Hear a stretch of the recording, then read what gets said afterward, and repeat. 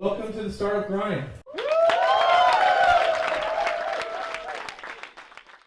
I'm extremely open to any feedback, although nothing you could possibly say will change my mind. But I love your feedback. So who was that? Can we see who that was? Who was it? We can hear it again. That was Brian. Where's Brian? Who just helped us with the wire. So tell us about, you did say that, right, Brian? Yeah, so an entrepreneur who's too stubborn. What are the problems with an entrepreneur who's too stubborn to listen to advice? It's is somebody explaining that to you, Brian? Is that It's a very profound quote of mine, but I don't remember saying it. You did. Oh, with the punches right here. We're doing my demo, bro.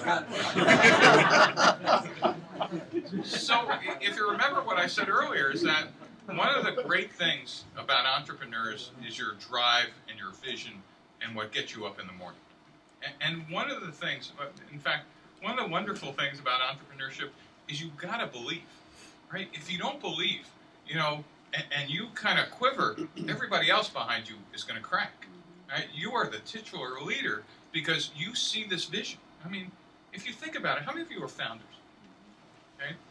Founders, and how many of you are engineers? Right? I'm going to tell you the bad news. You're no longer engineers. When you're a founder, you're an artist. Okay? You see things others don't.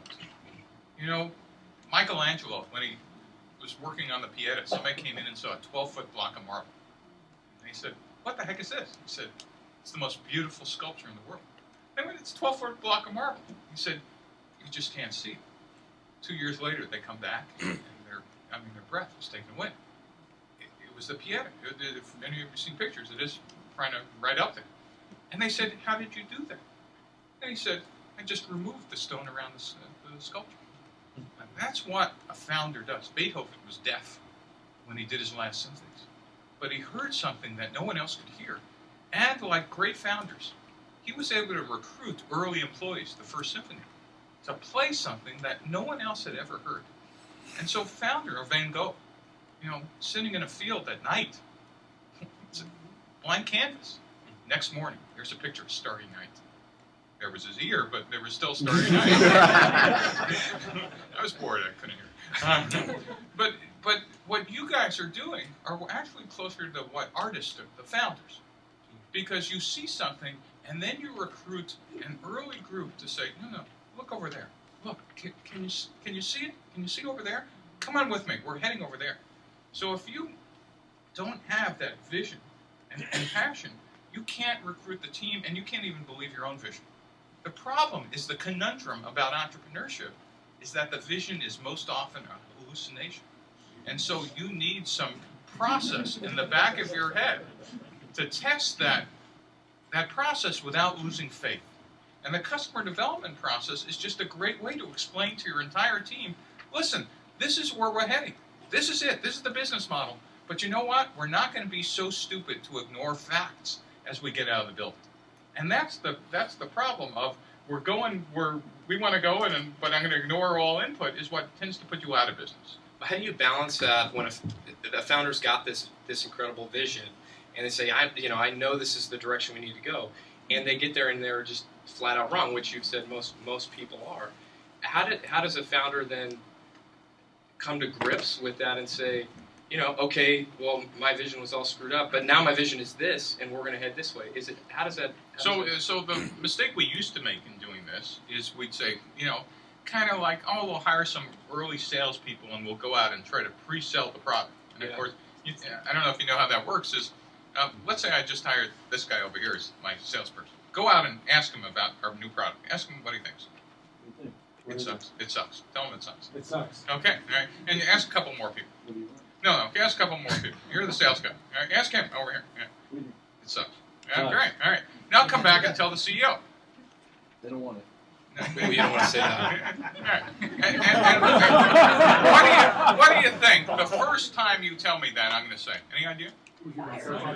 You're not explaining it correctly. Get the hell back out there. Now go back out again. Go ask him.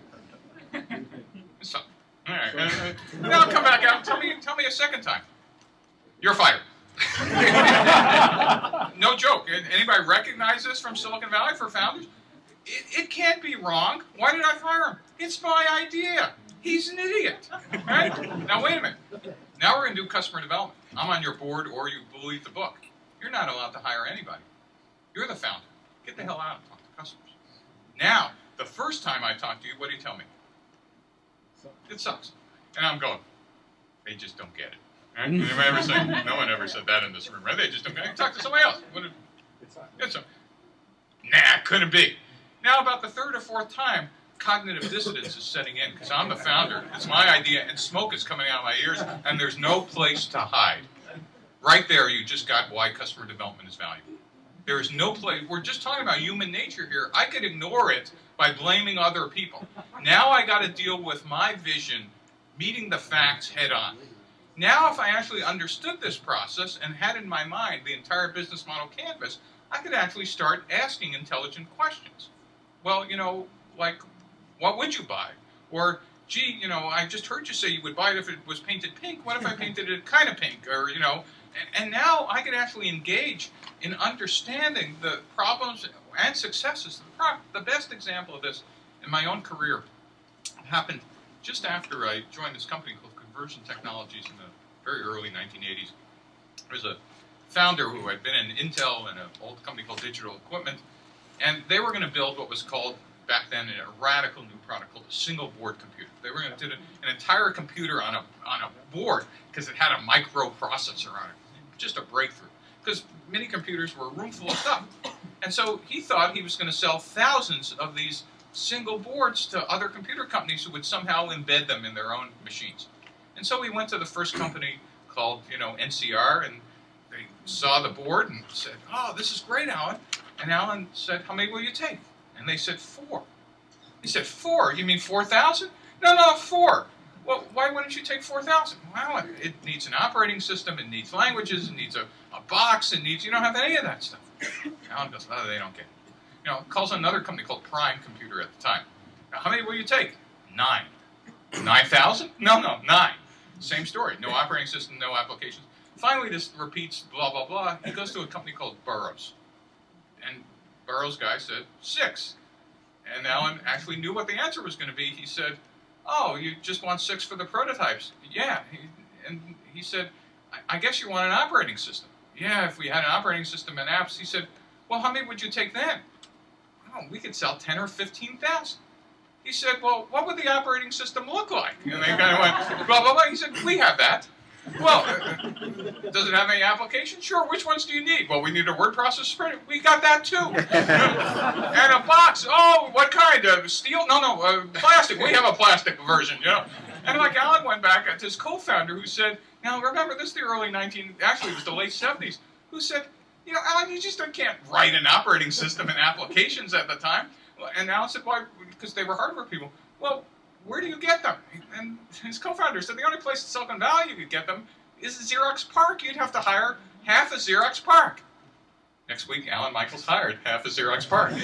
Conversion went from 0 to $400 million in 3 years, selling complete computer systems. This is just before the PC era, and that's where I had my first VP of marketing job, watching this insane guy actually do customer development without actually understanding what the word was. He was ahead of the customers, he was listening, he was able to make claims and then make good on them by hearing what the customer needs and desires were. And that's where I learned something.